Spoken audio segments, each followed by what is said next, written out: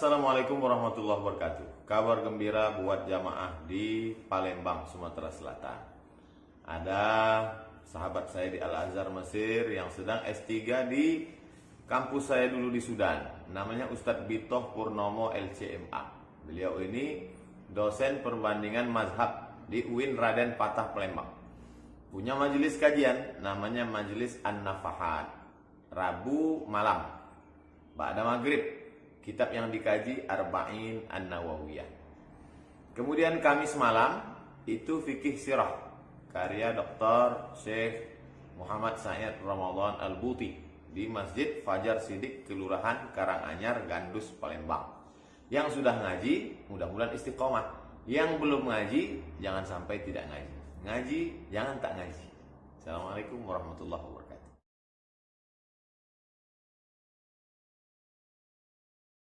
Ustadz, apa hukum percaya kepada mitos? Waktu meninggal anak Nabi Ibrahim namanya, umur 18 bulan, terjadi gerhana. Lalu orang-orang yang percaya mitos mengatakan, lihat tuh, matahari dan bulan bersedih. Terjadi gerhana gara-gara anak Nabi meninggal. Oh, Nabi marah. Gak ada hubungan, mitos ini. Itu yang dikenal dengan TBC. TBC itu tahayul bid'ah cuerafat. Ejaan dulu TBC, tahayul bid'ah khurafat. Kalau nggak ada dalilnya, nggak usah dipercaya. Itu asatirul awalin, dongeng-dongeng, mitos saja. Kalau ada disebutkan ulama, ada disebutkan habaib, disebutkan kiai, dari kitab, dari hadis, amalkan. Kalau hanya pantang-pantang saja, mitos. Bisa syirik kita, bisa rusak akidah kita. Kenapa? Karena ad-darun nafi' yang mendatangkan manfaat, yang mendatangkan mudarat Allah. Kalau sampai percaya kepada mitos, maka berarti ada kekuatan selain Allah. Bisa syirik, orang yang syirik tak diterima. Innallaha la yaghfiru ayyushraka bihi. Allah tak menerima orang syirik. Wa yaghfiru ma duna dzalika liman yasha. Hati-hati jangan sampai syirik.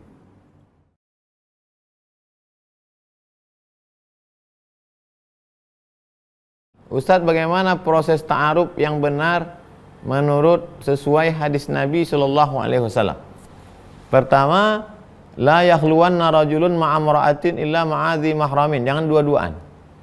Jadi kamu, Anda, bro, akhi, sedulur datang ke rumah perempuan itu, lalu kemudian ada ayahnya atau ibunya atau bukan maksudnya semua keluarga suruh datang. Ini mau minang atau mau apa? Nah, itu kemudian lihat wajah, tapak tangan. Melihat tapak tangan itu untuk membedakan apakah dia orang merdeka atau budak hamba sahaya. Zaman dulu, karena kalau kasar siap enggak punya istri budak. Kemudian wajah itu kata Nabi untuk memotivasi, untuk begitu melihat dua kemungkinan, makin motivasi untuk nikah atau makin motivasi tak jadi nikah. Itu guna untuk melihat wajah. Lalu kemudian setelah itu ma khaba man istakhara, tidak sia-sia orang yang istikharah, wa ma nadima man istasyara, tak akan menyesal orang yang musyawarah. Musyawarah dengan keluarganya gimana, musyawarah pula dengan keluarga antum, habis itu istikharah, fa idza azamta fatawakkal 'ala Allah. Kalau sudah tekad kuat, bertawakallah kepada Allah Subhanahu wa ta'ala. Simple. Ustadz, bagaimana adab kita menyapa, menegur pemimpin yang zalim, tidak amanah dalam memegang tampuk kekuasaan? Pertama, kita tinggal di negara demokrasi. Kita tidak tinggal di kerajaan Saudi Arabia, mas bro. Kita tinggal tidak monarki, raja mati naik anaknya. Kita tinggal di negara demokrasi. Cara menyampaikan aspirasi dalam demokrasi itu dua. Pertama melalui parlemen, anggota legislatif, DPRD, DPR RI, DPD. Kalau mentok nggak bisa, maka melalui unjuk rasa damai. Bukan dengan menghancurkan bangunan, mengotori jalan, bukan.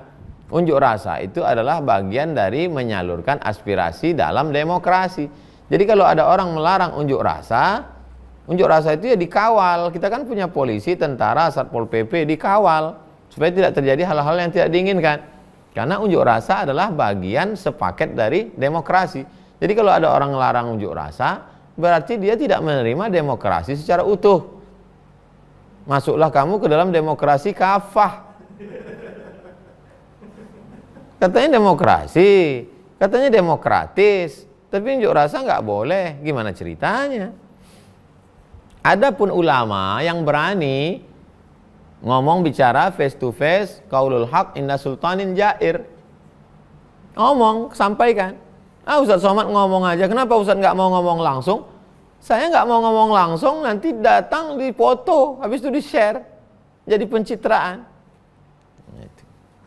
La ta'murun nabil ma'ruf, ajak orang buat baik. Wala tanhauna 'anil munkar, larang orang buat mungkar. Man ra'a minkum mungkaran, kalau kamu melihat kemungkaran, falyughayyirhu biyadihi, dengan tangan. Kalau nggak bisa, fabilisani, dengan lidah. Kalau tidak bisa, fabiqalbihi, dengan hati. Wa dzalika adhaful iman. Kalau kamu tidak laksanakan amar ma'ruf nahi mungkar, apa guna lidahmu? Lidahmu akan ditanya. As-sakitu 'anil haqqi syaitan akhras. Orang yang diam terhadap kebenaran diinjak-injak, maka sesungguhnya dia setan bisu. Kata Imam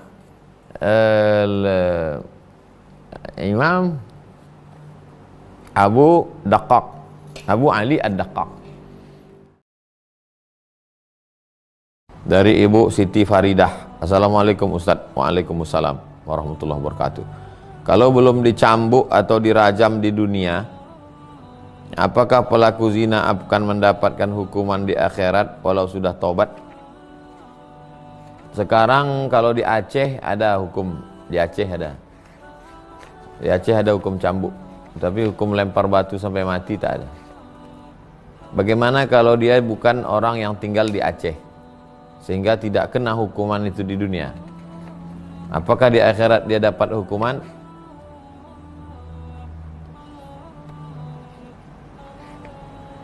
Pertama, dia mesti ridho menerima hukum itu. Ya Allah, aku ridho dengan hukuman itu, tapi karena nggak ada perangkatnya. Ini menunjukkan bahwa dalam Islam itu ada hukum tidak bisa dilaksanakan kalau tak ada perangkatnya. Bagaimana mau melaksanakan hukum potong tangan, hukum cambuk, kalau tak ada perangkatnya? Apa itu perangkatnya? Ulil amri, yang melaksanakan syariat Islam.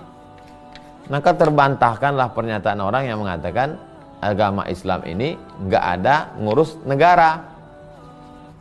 Kenapa zaman dulu itu bisa diterapkan hukum? Zaman Sultan Agung, zaman Wali Songo, zaman kerajaan-kerajaan Melayu diterapkan hukum Islam. Kenapa? Karena memakai sistem Islam. Jadi kalau ada orang mengatakan nggak ada itu sistem pemerintahan dalam Islam, berarti dia tak tahu atau pura-pura tak tahu, otaknya sekuler, liberal. Gimana mau menerapkan hukum-hukum itu kalau tidak ada perangkat hukumnya? Maka dalam itu dia katakan, aku sebetulnya menerima hukuman ini ya Allah, tapi karena tidak ada perangkatnya maka tidak terlaksana.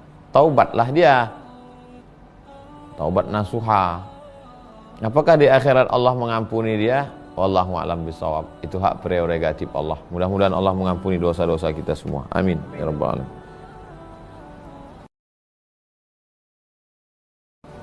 Pak M. Soleh, Ustadz, apa hukuman orang tua yang takut menunda punya anak karena segala kebutuhannya belum lengkap? Apa hukumnya orang tua yang takut orang nikah ditundanya dulu punya anak karena takut punya anak? Akhirnya disuntiknya istrinya pakai suntik KB, kering rahimnya. Tahapan nama alat itu suntik bisa kering rahim, akhirnya sampai mati tak punya anak. Itu true story, itu kisah nyata. Nantilah Pak Ustadz, agak-agak 2 tahun punya rumah dulu, kerja dulu, suntik bini sampai mati tak punya anak. Baru kau tahu, kata Allah Ta'ala. Jadi kalau nikah ya tak usah pakai punya anak. Kalau nanti sudah punya anak, mau diatur 2 tahun sekali, 3 tahun sekali, boleh.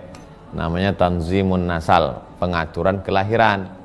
Dalilnya apa? Karena Nabi membolehkan azal. Itu dalil boleh mengatur kelahiran.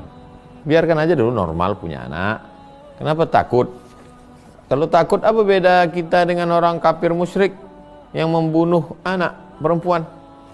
La taqtulu auladakum khasyata imlaq. Jangan bunuh anakmu karena takut makan. Nahnu narzuquhum wa iyyakum. Makan mereka itu kami yang ngasih. Makan kalian pun aku yang ngasih, kata Allah. Apa kau takut? Itu hamba Allah. Kenapa pula takut? Mana iman kita? Begitu Pak M. Soleh. 3. Pak Wawan Darmawan.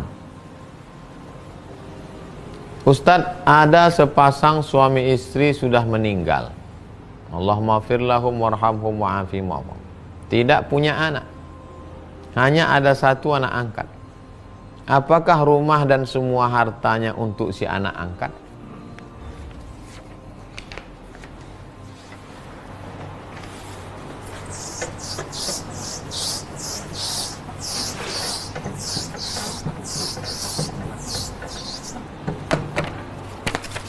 Ada suami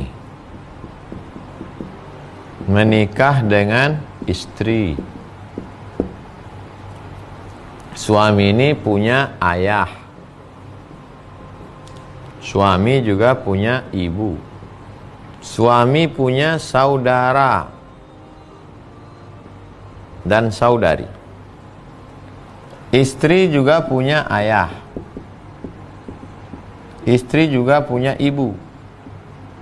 Istri juga punya saudara dan saudari. Pernikahan si suami dan istri, lahirlah anak-anak. Anak. Inilah ahli waris semuanya. Inilah ahli waris. Kalau anak ada, saudara ini tak dapat. Kalau anak tak ada, saudara dapat. Ini dalam kasus ini saudara anak tak ada. Maka siapa yang dapat? Saudara. Makanya kalau anak ini tunggal, dibunuh oleh si saudara. Dalam kasus Nabi Musa alaihissalam, dibunuh si anak itu. Lalu kemudian gimana supaya anak ketahuan pembunuhnya? Dicarilah lembu yang belum pernah dipakai membajak, yang warnanya kuning indah dipandang mata, tasurun nazirin, yang umurnya tak tua tak muda sedang. Akhirnya dapatlah lembu itu yang ada di dalam hutan, harganya seberat emas. Lembu itu ditimbang seberat emas. Maka disebut surat itu surat lembu, surat Al-Baqarah. Dipukulkan ekor lembu ke anak itu, hidup anak itu. Siapa membunuhmu? Pamanku, katanya. Nah, ini dalam kasus warisan. Nah, sekarang anak-anaknya tak ada. Siapa yang menjadi ahli waris? Saudara, ayah, ibu, saudara. Si istri ini begitu juga, ayah, ibu, saudara. Tapi mereka ada mengadopsi seorang anak. Sekarang kalau meninggal, anak ini dapat apa tidak? Anak tak dapat apa-apa karena tak ada hubungan darah. Makanya bapak ibu yang punya anak angkat, kalau mau menyelamatkan anak ini, maka anak ini dikasih hibah. Langsung kasih dia nih rumah, ambil, buatkan surat tanah, selesai. Kalau mau dikasih setelah meninggal, kasih wasiat. Tapi setelah meninggal baru dia punya. Syarat wasiat, 1, tak boleh lebih dari 1/3 harta. 1/3 total harta. Yang kedua, diserahkan setelah meninggal. Itu cara menyelamatkan dia. Tapi jangan karena punya anak angkat dibuatkan surat wasiat, semua hartaku ku kasih ke anak angkatku, saudara-saudaraku ini sendal jepitku pun jangan kasih. Haram hukumnya. Kenapa? Karena mereka tetaplah ahli waris dalam pandangan Islam. Bahwa mereka dulu tidak mau menyambung silaturahim, hubungan tak baik, itu dosa mereka. Tapi dalam Islam mengatur mereka tetap dapat hak. Anak angkat diselamatkan dengan hibah atau wasiat. Begitu Pak Wawan. Terakhir, tak ada namanya. Karena menyebutkan namanya la ya'ni. Tak penting. Ketiga, Ibu Wiwi. Ustadz, jika kita pinjam uang ke orang yang beda agama, kemudian kita mau ke waktu kita mau kembalikan, dia sudah tak ketemu lagi orangnya, apakah bisa disedekahkan ke panti asuhan? Cari dulu, Bu. Cari dulu entah di mana dia. Bisa dicari di Google. Tulis di FB namanya, tulis di Instagram. Cari kawan-kawan dia, kontak nomor-nomor semua. Karena walaupun dia beda agama tetap kita bayarkan. Dalilnya ketika Nabi Muhammad SAW meninggal, wadir'uhu marhunatun inda yahudiyin. Baju besi Nabi tergadai di tangan seorang Yahudi. Itu menunjukkan Nabi ada minjam, digadaikannya baju besinya. Bithalasina sa'an, 30 sa' gandum. Maka dibayar oleh sahabat. Itu dalil walaupun kepada tetangga, kawan, sahabat non muslim tetap wajib dibayar. Sudah dicari kemana-mana tak ada Pak Ustadz, maka bayarkanlah berapa hutang itu, diserahkan ke masalih ammah, maslahat kepentingan umum, panti jompo, panti yatim, pondok pesantren, masjid, boleh. Tapi cari dulu Bu Wiwi, jangan langsung aja.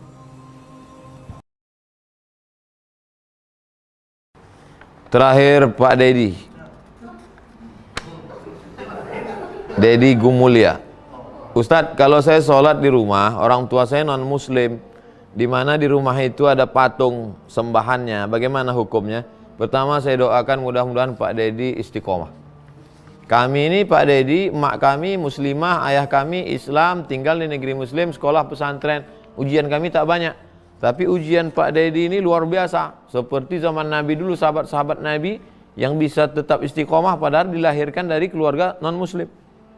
Bapak masih tinggal di rumah non muslim atau datang ke rumah orang tua non muslim. Pertama, istiqomah. Yang kedua, jangan lawan orang tua. Tetap sambung silaturahim, tetap kasih dia hadiah, tetap berdoa kepada Allah supaya dapat hidayah. Kemudian tentang masalah sholat di rumah itu, selama tak ada najis di situ, bersih, kunci pintu, sholat di situ. Adapun di rumah itu ada patung segala macam, ma'fu anhu, termaafkan karena dalam keadaan darurat. Ad-darurat tubihul ma'zurat. Kalau Bapak masih serumah, apa boleh buat sebelum sholat, kunci, yakinkan rapat semua segala macam. Ya nanti terjadi fitnah. Tapi kalau misalnya berpisah rumah sama orang tua, tetap kunjungi dia, silaturahim. Pas sedang ngobrol-ngobrol, masuk waktu sholat. Nah, masuk ke kamar yang tak ada. Kalau ada patung atau gambar apa sih, tutup pakai kain. Sholat. Begitu Pak Dedi. Mudah-mudahan kita selalu istiqomah, keluarga Pak Dedi diberikan Allah hidayah. Ala hazihi niyah al-Fatihah. A'udzubillahi minasyaitonir rajim. Bismillahirrahmanirrahim. Alhamdulillahirabbil alamin. Arrahmanirrahim. Maliki yaumiddin. Iyyaka na'budu wa iyyaka nasta'in. Shiratal mustaqim. Shiratal ladzina an'amta 'alaihim ghairil maghdubi alaihim waladdallin. Amin. Allahumma hdi qaumana fa innahum la ya'lamun. Berikan hidayah keluarga kami, sahabat kami, orang tua kami karena mereka berbuat salah karena tak tahu. Allahumma hdina, berikan kami hidayah, wahdi bina, berikan orang lain hidayah karena kami, waj'alna sababan liman ihtada, jadikan kami menjadi penyebab sampainya hidayah itu ya Allah. Allahumma jama'ana ma'al habibil mustafa fi jannatikal ula, satukan kami dalam surga bersama Nabi Muhammad sallallahu alaihi wasallam. Rabbana atina fid dunya hasanah fil akhirati hasanah wa qina adzabannar. Sallallahu alaihi wasallam Muhammad wa ala alihi washabbihi wasallam walhamdulillahirabbil alamin. Taqabbalallahu minkum, taqabbal minna ya karim. Wassalamualaikum warahmatullahi wabarakatuh. Ustadz, apa hukumnya jika saya selalu tak sengaja membunuh semut ketika sedang menyapu atau mencuci piring? Karena di rumah saya banyak semut. Kenapa semut itu datang ke piring? Karena ada tulang ikan. Maka habis makan, jangan biarkan tulang ikan itu ada di atas piring. Ini bukan tak sengaja, sengaja kita meninggalkan. Buang tulang ikan, sambal-sambal, telur dadar, segala macam berlebih, masukkan ke plastik, masukkan ke tong sampah. Lepaskan yang sampah membusuk, sampah plastik, masukkan ke plastik, sampah yang busuk, campakkan. Biar supaya itu jadi makanan semut. Karena makhluk-makhluk Allah itu juga mau makan. Dibiarkan pula tulang belulang, tulang sup tunjang, tulang kaki, tulang. Datanglah semut. Pas datang semut disiram pakai air panas. Oh. Dia makhluk Allah Ta'ala. Tengok Nabi Sulaiman alaihissalam. Nabi Sulaiman raja di raja gagah perkasa. Ditahannya pasukan itu. Di rumah banyak anak kecil. Anak kecil tuh kan habis makan roti, kalau perutnya kenyang sipak-sipaknya roti itu. Disapu lah. Habis itu disapu, buang. Ini dibiarkan. Oh, dibiarkan tentu berdatangan semut. Bukan salah semut tuh, kita yang salah. Kita yang salah. Kita biarkan agak 2-3 jam. Datanglah semut. Pas datang semut baru mengamuk. Wah, ini semut nih datang. Semut tuh kalau boleh dia dikasih suara, mengamuk juga dia. Aku kalau tak ada kuih ini, tak ada datang aku sini kata dia. Karena dari kuih berserak, inilah aku mau kemari. Nah, Ustadz ini mengada-ngada.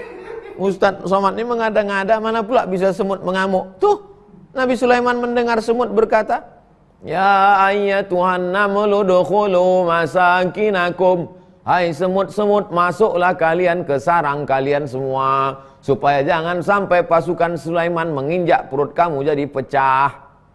Fatabassama dhahikan, tersenyum Nabi Sulaiman.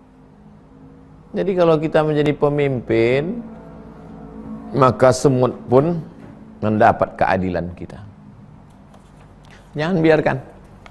Lalu kemudian tak boleh membuang air panas di tepi jendela. Buka jendela, orang di kampung kan rumahnya jauh-jauh. Buka jendela, ambil air panas.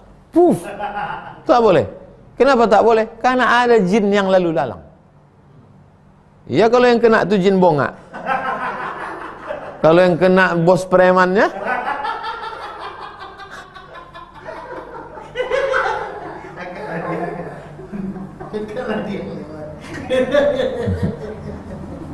ada tak orang memikirkan sampai ke semut? Zaman sekarang ini ada tak orang berpikir sampai ke semut? Ada tak orang berpikir sampai makhluk Allah ini ada yang nampak, ada yang tak nampak dari kalangan jin? Sesudah anak SMP, SMA diganggu jin, barulah sibuk kepala sekolah. Gimana nih Pak Ustadz? Kok jin sudah selama ini kita ganggu dia. Kau pikir kau jangan ganggu kata jin. Pas dipanggil, hai jin, kenapa kau ganggu anak-anak ini? Ya biar kutunjukkan, biar jangan apa kali mereka.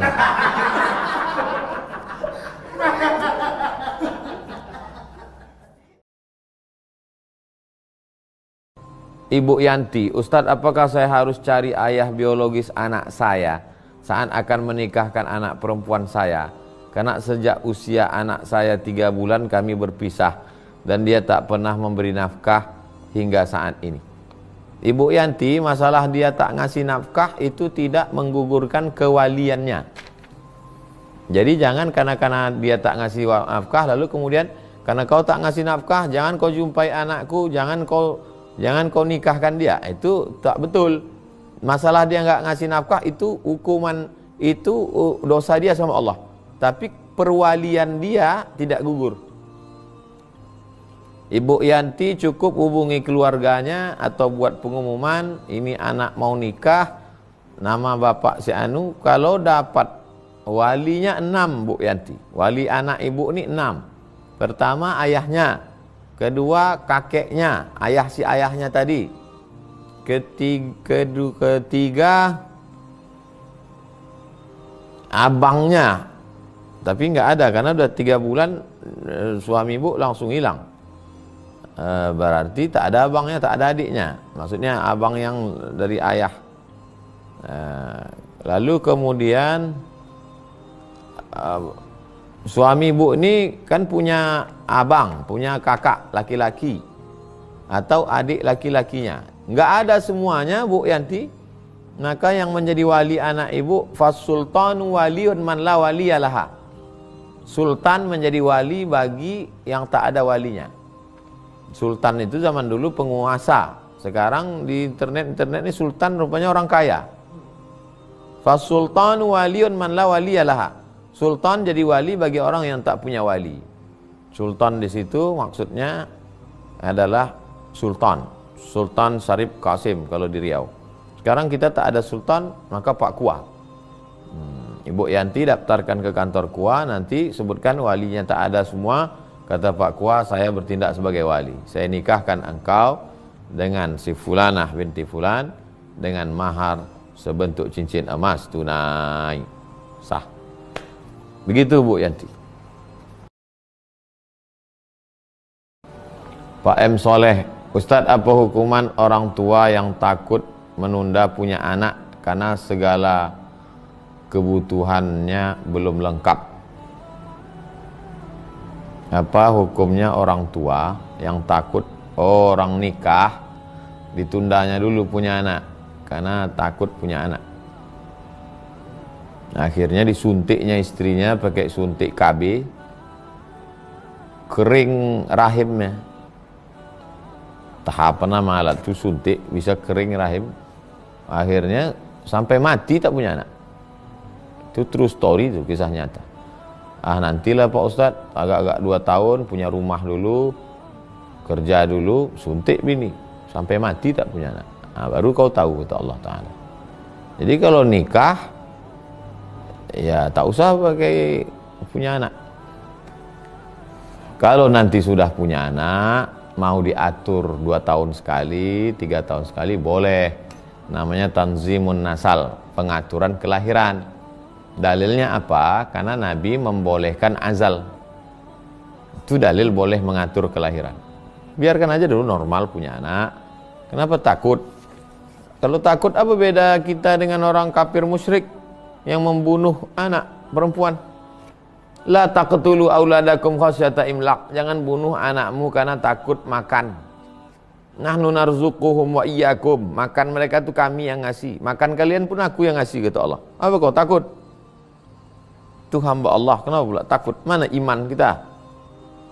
Begitu Pak M. Soleh.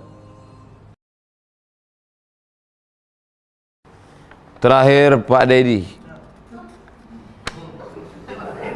Dedi Gumulya. Ustadz, kalau saya sholat di rumah, orang tua saya non muslim, di mana di rumah itu ada patung sembahannya, bagaimana hukumnya? Pertama saya doakan mudah-mudahan Pak Dedi istiqomah. Kami ini Pak Dedi, emak kami muslimah, ayah kami Islam, tinggal di negeri muslim, sekolah pesantren. Ujian kami tak banyak, tapi ujian Pak Dedi ini luar biasa. Seperti zaman Nabi dulu, sahabat-sahabat Nabi yang bisa tetap istiqomah padahal dilahirkan dari keluarga non muslim. Bapak masih tinggal di rumah non muslim atau datang ke rumah orang tua non muslim. Pertama, istiqomah. Yang kedua, jangan lawan orang tua. Tetap sambung silaturahim, tetap kasih dia hadiah, tetap berdoa kepada Allah supaya dapat hidayah. Kemudian tentang masalah sholat di rumah itu, selama tak ada najis di situ, bersih, kunci pintu, sholat di situ. Adapun di rumah itu ada patung segala macam, ma'fu anhu, termaafkan karena dalam keadaan darurat. Ad-darurat tubihul ma'zurat. Kalau bapak masih serumah, apa boleh buat sebelum sholat? Kunci, yakinkan rapat semua segala macam. Ya nanti terjadi fitnah. Tapi kalau misalnya berpisah rumah sama orang tua, tetap kunjungi dia, silaturahim. Pas sedang ngobrol-ngobrol, masuk waktu sholat, masuk ke kamar yang tak ada. Kalau ada patung atau gambar apa sih, tutup pakai kain, sholat. Begitu Pak Dedi. Mudah-mudahan kita selalu istiqomah, keluarga Pak Dedi diberikan Allah hidayah. Ala hazihi niyah al-Fatihah. A'udzubillahi minasyaitonir rajim. Bismillahirrahmanirrahim. Alhamdulillahirabbil alamin. Arrahmanirrahim. Maliki yaumiddin. Iyyaka na'budu wa iyyaka nasta'in. Shiratal mustaqim. Shiratal ladzina an'amta 'alaihim ghairil maghdubi 'alaihim waladdallin. Amin. Allahumma hdi qaumana fa innahum la ya'lamun. Berikan hidayah keluarga kami, sahabat kami, orang tua kami karena mereka berbuat salah karena tak tahu. Allahumma hdina, berikan kami hidayah, wahdi bina, berikan orang lain hidayah karena kami, waj'alna sababan liman ihtada, jadikan kami menjadi penyebab sampainya hidayah itu ya Allah. Allahumma jama'ana ma'al habibil mustafa fi jannatikal ula, satukan kami dalam surga bersama Nabi Muhammad sallallahu alaihi wasallam. Rabbana atina fid dunya hasanah wa fil akhirati hasanah wa qina adzabannar. Sallallahu alaihi wasallam Muhammad wa ala alihi wasallam walhamdulillahi rabbil alamin. Taqabbalallahu minkum, taqabbal minna ya karim. Wassalamualaikum warahmatullahi wabarakatuh. Ibu Ferawati, Ustadz, jika seorang marah sampai menyumpahi orang lain mati, setahun kemudian yang disumpahi itu mati, apakah orang itu berdosa? Bagaimana menebus dosa itu? Dia mati itu karena ajalnya sudah sampai. Lan tamuta nafsun, orang tidak akan mati qabla an tastakmila rizqaha wa ajalaha. Orang tak akan mati sebelum ajalnya sampai, sebelum rezekinya penuh. Jadi kalau ada orang mati, itu karena rezekinya sudah penuh dan ajalnya sudah sampai. Kita ini ibarat truk, asal sudah penuh, jalan. Sama macam bis. Panam.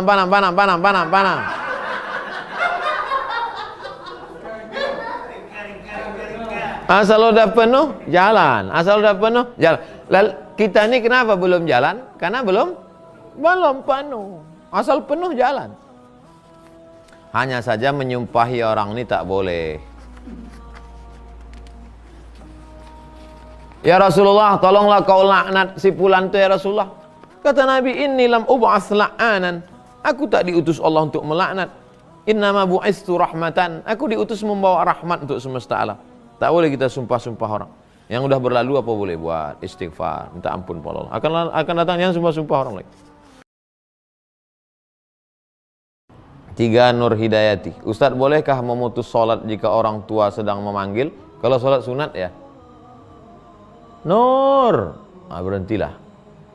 Assalamualaikum warahmatullahi wabarakatuh. Ya mak, coba kau caskan dulu HP mama.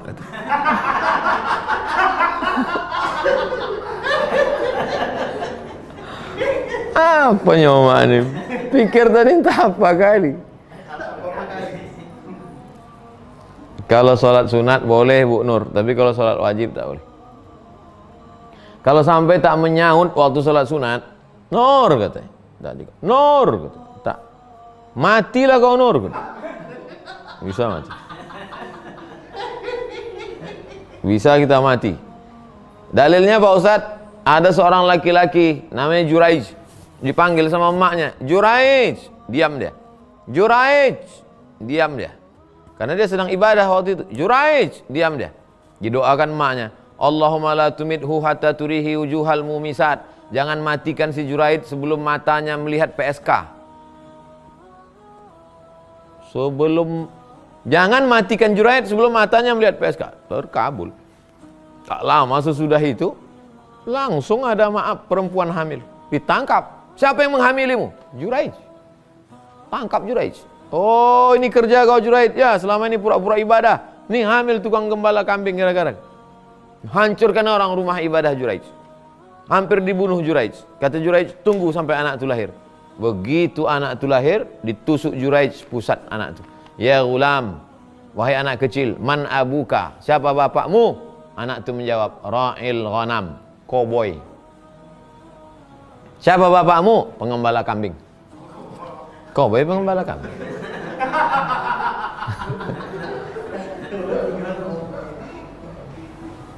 Dicium mereka kaki Juraij, dibangunkan mereka tempat ibadah Juraij dari emas. Kata Juraij, tak perlu, cukup balikkan macam tempat dulu.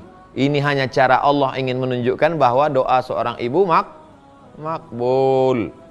Jangan lawan orang tua, sampai sebegitu hebatnya.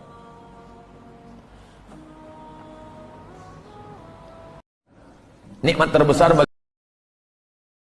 Ustadz, bagaimana kita tahu apakah taubat diterima atau diampuni Allah?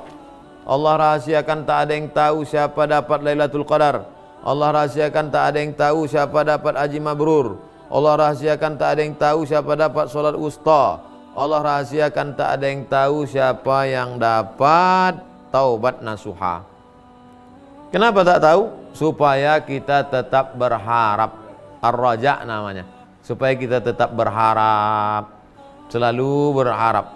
Tapi ciri-cirinya ada. Orang yang sudah taubat itu, sudah hijrah itu sebetulnya hijrah, sebetulnya taubat. Cuman sekarang lagi tren namanya hijrah. Sebelumnya bakhil, pelit, habis itu dermawan. Sebelum itu hatinya keras, setelah itu hatinya lembut, mudah menangis. Tapi pastinya nanti di akhirat. Jadi kita senantiasa takut buat dosa dan senantiasa berharap dosa kita diampuni. Itu namanya dua sayap terbang menuju Allah, ar-raja wal khauf, harap dan takut. Harap-harap cemas. Ibu Mary Novrianti, Assalamualaikum Ustaz. Waalaikumsalam warahmatullahi wabarakatuh. Tentang uang hantaran nikah, bagaimana menyadarkan pemikiran orang tua memaksakan kehendak dengan menekan biaya pernikahan yang tinggi? Hai bapak-bapak yang punya anak gadis, iza ja'akum man tardawna dinahu, kalau datang anak lajang memina anak gadismu, tardawna dinahu, kau suka pada akhlaknya, wa khuluqahu, kau suka pada akhlaknya, kau suka pada agamanya, taat dia, soleh dia, baik akhlaknya, sopan dia, fazawwijuhu, nikahkan anak gadismu. Illa taf'aluhu, jangan kau pasang antaran rame-rame banyak-banyak, jangan kau minta tuntut itu ini, pestanya mesti 7 hari 7 malam, mesti di hotel bintang 5, mesti itu ini, akhirnya dia tak sanggup, batal. Iya, kalau setelah itu dia berhenti, kalau dilanjutkannya dengan perbuatan dosa, ikut kau menanggungnya pak, taubatlah pada Allah. Nah, udah selesai, kirimkan ke siapa yang mau dipinang. Ustadz, apakah ada dalil adus boboi? Adakah ada dalil azan di musola dan sholat sendiri? Karena di tempat kami tak ada yang peduli dengan musola. Kalau ada suatu tanah sudah diwakafkan untuk buat sholat, kalau dia sholat 5 waktu subuh, zuhur, asar, maghrib, isya, namanya masjid. Tapi kalau ada 6 sholat Jumat, subuh, zuhur, asar, maghrib, isya, Jumat, namanya masjid jami'. Jangan bedakan musola dengan masjid. Maka wajib diselenggarakan di sana sholat 5 waktu. Di musola, di surau, di langgar, wajib laksanakan sholat 5 waktu. Kalau sampai ditinggalkan sholat di sana, yang ada cuman maghrib aja, subuh tak ada, zuhur tak ada, istahwadat alaihimus syayatin, satu kampung itu diganggu setan. Musola, surau, langgar musola yang tak ada dilaksanakan, ramaikan lagi, hidupkan lagi sholat. Buat jadwal anak-anak muda itu, besok kau azan, besok kau azan, besok kau azan, gantian jadi imam. Jangan kalian sembarangan meninggalkan surau, langgar, musola, masjid, dituntut di hadapan Allah Subhanahu wa taala. Istahwadat alaihimus syayatin, semuanya diganggu setan. Pak RW-nya diganggu setan, Pak RT-nya diganggu setan, Pak Kades, kadusnya kesetanan semuanya. Gara-gara apa? Meninggalkan surau, langgar, musola, tak ada salat berjamaah. Mudah-mudahan wakaf surau, langgar, musola, masjid tetap diisi dengan salat berjamaah. Amin ya rabbal alamin. Ustadz, bagaimana kita tahu apakah taubat diterima atau diampuni Allah? Allah rahasiakan, tak ada yang tahu siapa dapat Lailatul Qadar. Allah rahasiakan, tak ada yang tahu siapa dapat haji mabrur.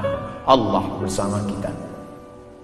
Ma dhannuka bitsnaini, hai Abu Bakar As-Siddiq, kalau kau sangka kita berdua, fallahu thalithuhuma, ada Allah di antara kita.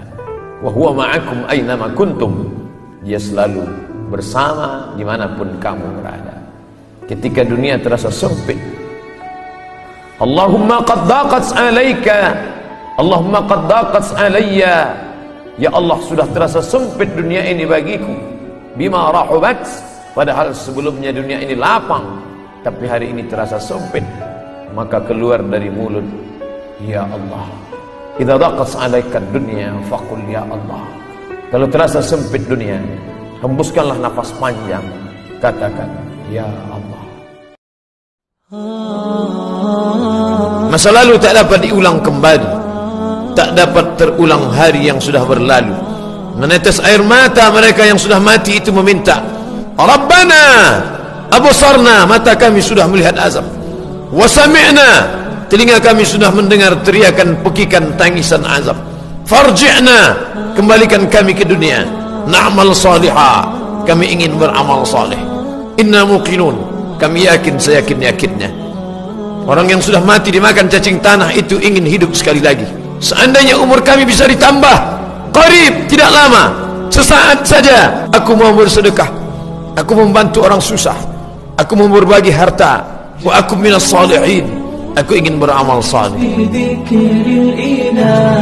وتصفو الحياة بنور هدى جمال الوجود. Anakku, aku tidak ingin kau menjadi orang kaya tapi kau tidak menyebut Allah.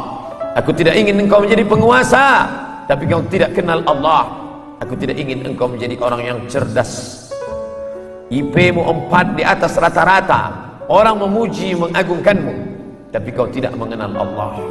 Aku hanya ingin saat di akhir hayatku saat aku terbujur kaku, yang terakhir membisikkan ke telingaku lafaz Allah, dan yang mengajarkannya dulu adalah aku saat matamu belum terbuka, saat mulutmu menganga karena tangisan, tapi ketika bisikan itu sayup-sayup masuk ke pangkal telinga, tertancap ke dalam lubuk hati yang paling dalam, saat itu pun kau juga akan membisikkan ke telingaku, laqinu mautakum, talqinkan orang yang mati sakratul maut di antara kamu dengan bunyi kalimat la ilaha illallah.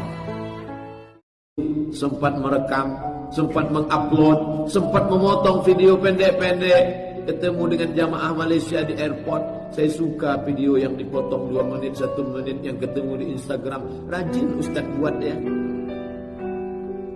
Kata dia rajin Ustaz buat. Sampai hari ini Ustaz Somad belum pernah memotong video lagi. Siapa yang membuat itu? Adik-adik kita. Mereka tak pernah dikenal, namanya tak ada, balehonya tak ada, tapi pahala dia lebih banyak daripada Abdul Somad.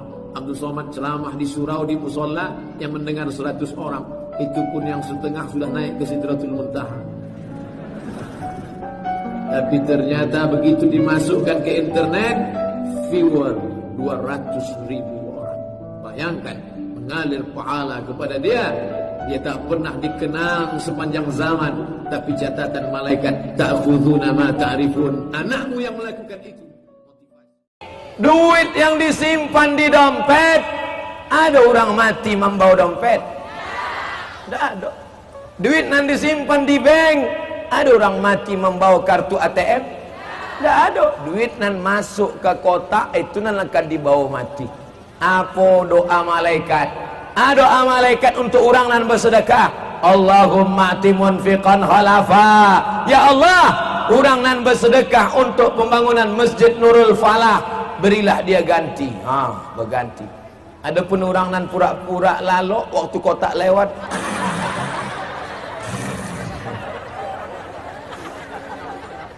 tapi nampak ambo di atas kau ndak lo ada nampak kotak. Padahal ikan-ikan nan gadang